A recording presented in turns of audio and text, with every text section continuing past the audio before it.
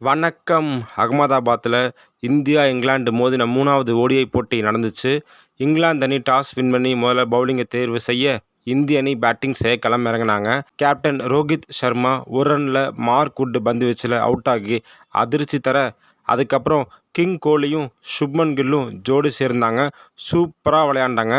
100 run மேலே partnership சேர்த்தாங்க. விராட் கோலி தன்னுடைய 73வது அரை சதத்தை பதிவு பண்ணி 52 ரன்னில் அவுட் ஆக, அதுக்கப்புறம் களமிறங்கிய ஸ்ரேயாஸ் ஐயர் கூட சுப்மன் கில் ஜோடி சேர்ந்தார். இவங்க 2 பேரும் சூப்பராக விளையாண்டாங்க. சுப்மன் கில் சதம் அடித்தார். தன்னுடைய 7வது சதத்தை பதிவு பண்ணார். 112 ரன்னில் அடில் ரஷீத் பந்து வீச்சில் போல்ட் ஆகி அவுட் ஆனார். ஸ்ரேயாஸ் ஐயர் பார்த்தீங்கன்னா வழக்கம் போல் அதிரடி தான். இந்த தொடரில் 2வது அரை சதத்தை பதிவு பண்ணார்.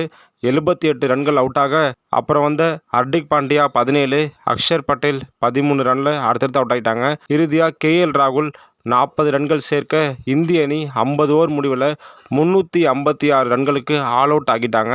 இங்கிலாந்து பந்து வீச்சை பொறுத்தவரை அடில் ரஷீத் சூப்பராக போட்டாருங்க. 4 விக்கெட் எடுத்தார்.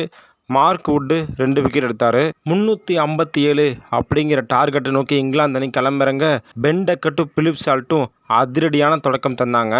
6 ஓவரில் 60 ரன் குவிச்சாங்க.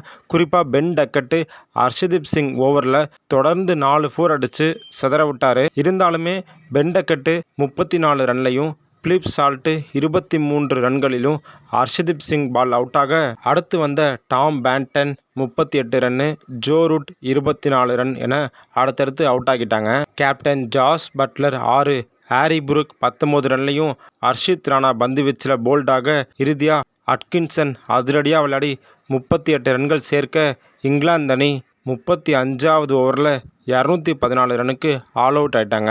இந்திய அணி 142 ரன் வித்தியாசத்தில் மெகா வெற்றி பெற்றாங்க. இந்த ஓடிஐ சீரீஸை 3-0 அப்படின்னு ஒயிட் வாஷ் பண்ணிட்டாங்க.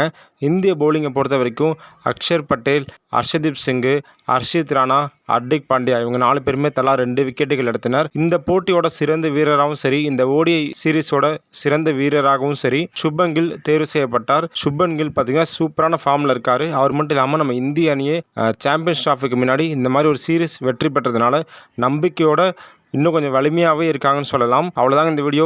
இந்த வீடியோவை கடைசி வரைக்கும் பார்த்ததுக்கு ரொம்ப நன்றி. தேங்க்யூ.